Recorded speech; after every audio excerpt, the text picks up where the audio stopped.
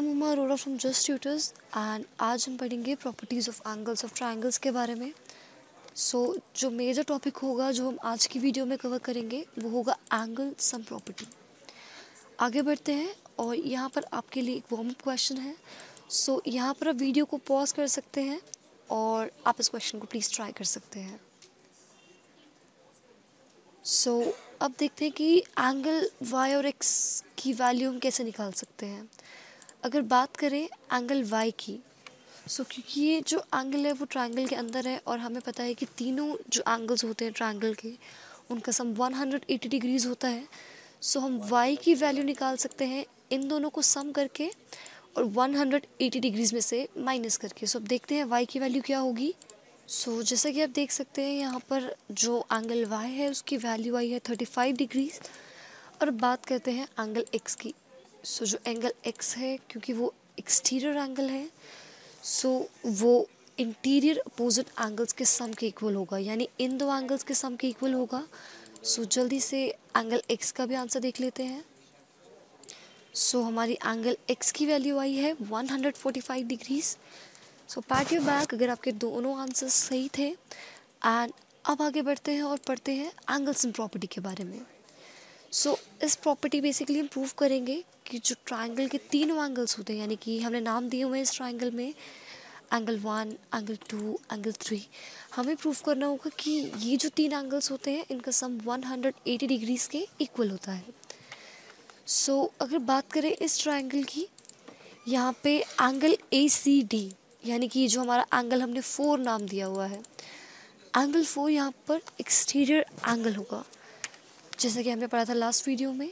और अगर हम इसकी एंगल की वैल्यू की बात करें तो वो इन दो एंगल्स के इक्वल होगी, यानी कि एंगल 1 एंड एंगल 2, क्योंकि एक्सटीरियर एंगल जो होता है वो इंटीरियर अपोजिट एंगल्स के सम के इक्वल होता है। हम लिख सकते हैं यहाँ पर कि angle 1 and angle 2 is equal to angle 4। और हमें अपने रीज़न दिया है एक्सटीरियर एंगल प्रॉपर्टी।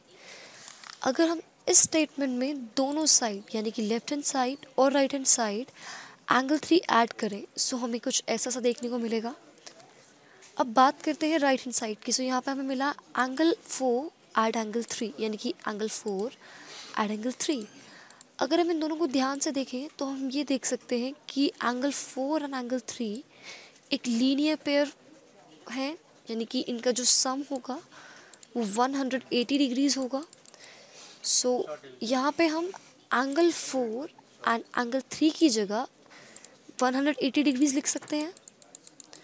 और हमारी जो लेफ्ट हैंड साइड थी वो सेम है, यानी कि एंगल 1, एंगल 2 एंड एंगल 3। अगर हम इन तीनों को ऐड करेंगे तो हमें मिलेगा 180 डिग्रीज। इस एक्सप्लेनेशन से प्रूफ होता है कि जो एंगल्स होते हैं ट्रायंगल में उनका सम 180 डिग्रीज के इक्वल होता है। आगे बढ़ते हैं। आपके लिए क्वेश्चन है यहाँ पे आपको मिसिंग एंगल्स फाइंड आउट करने हैं। यहाँ पे आप वीडियो को पॉज कर सकते हैं एंड आप इन क्वेश्चंस को ट्राई कर सकते हैं। ओके, अब हम अपने आंसर को चेक करते हैं। स्टार्ट करते हैं एंगल y से। क्योंकि angle y vertical opposite angle है टू 90 डिग्रीज, जो ये एंगल होगा ये भी होगा हमारा 90 डिग्रीज।